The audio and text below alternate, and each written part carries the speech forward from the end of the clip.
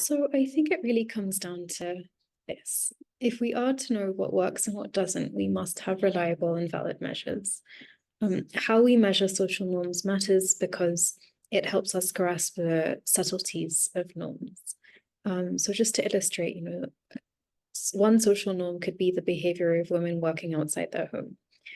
What an individual believes is, the average tendency of women to be in their workforce and the degree to which they think their society deems it acceptable. But at the same time, if we just zoom out, we recognize that there is a broader spectrum of norms that also indirectly shape a woman's decision to work. And so by considering that spectrum of both direct and indirect norms, ranging from women retaining their own earnings and making decisions about that to the act of, women working after marriage, we can gain a clearer picture of just what that system of norms is.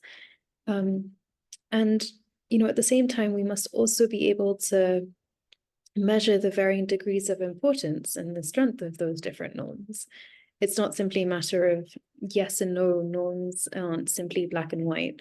It is about understanding the varying degrees of acceptance and importance placed on different aspects of women working. So, without proper measurement tools, we're essentially operating in the dark. We're not able to track progress or understand the impact of efforts very well.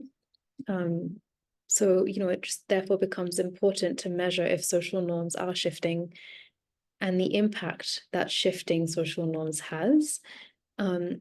We need to do that by comparing these shifts to a scenario where no changes were made, right? And do so in a reliable way. So by having tools specifically designed to measure social norms regarding, women's work, we ensure that any effort to change social norms are made measurable.